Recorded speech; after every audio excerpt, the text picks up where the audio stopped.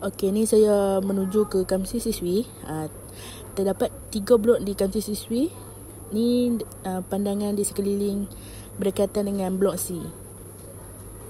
Saya akan berhampiran dengan blok C. Di sebelah kanan saya ni blok C. Setiap arah satu akan disediakan laundry setiap blok. Setiap blok ada 4 tingkat.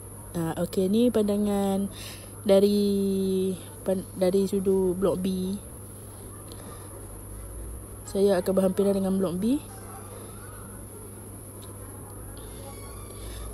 Di sebelah kanan saya blok B.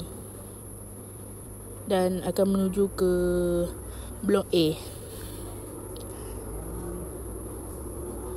Okey, ni blok A. Akan berhampiran blok A berhampiran dengan rumah warden dan fellow. Ini dari pandangan blok A. Setiap blok disediakan kowe dan penampis air sebagainya. Dan disediakan penyidai baju dan segalanya.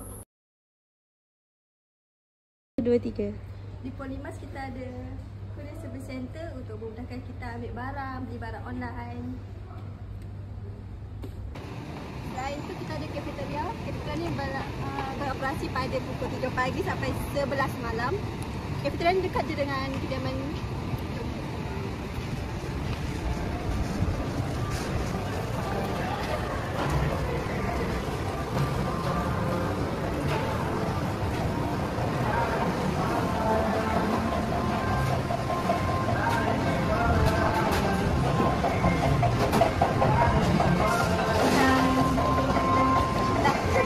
Di kampus juga ada kedai air sejuk dan air panas. Kami juga ada bilik belajar atau ruang untuk belajar. Luas ya. Sana ada.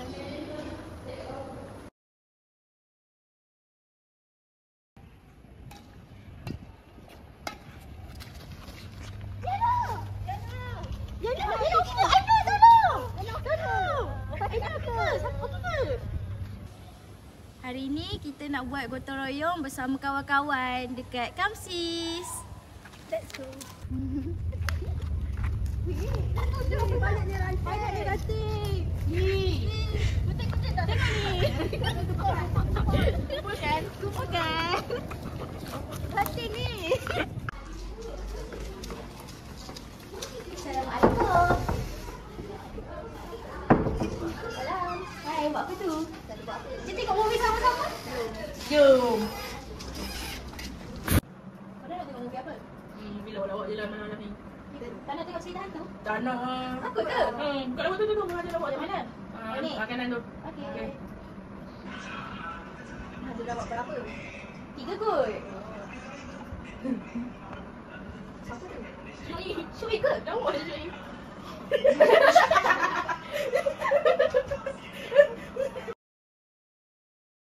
Di Polimas terdapat satu tasik berdekatan Kamsis.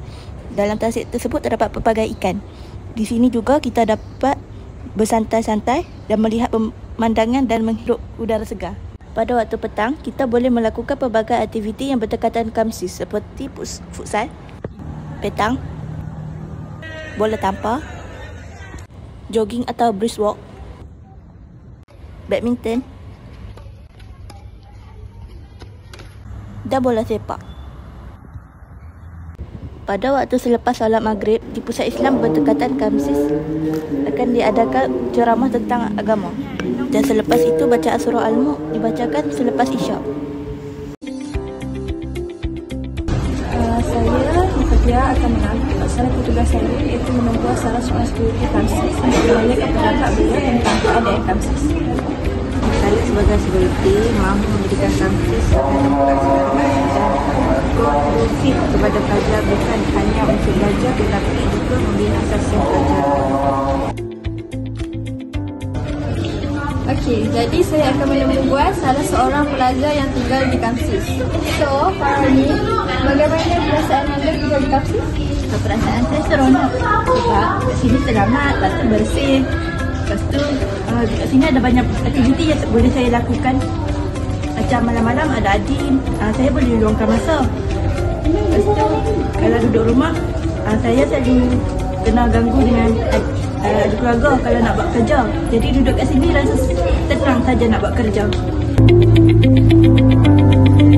Kamsis bukan hanya tempat tinggal. Di sinilah kami belajar tentang erti, berdikari, tanggungjawab dan persahabatan. Setiap bilik, setiap koridor menyimpan cerita dan kenangan yang akan kami bawa sampai bila-bila. Inilah rumah kedua kami, Kamsis.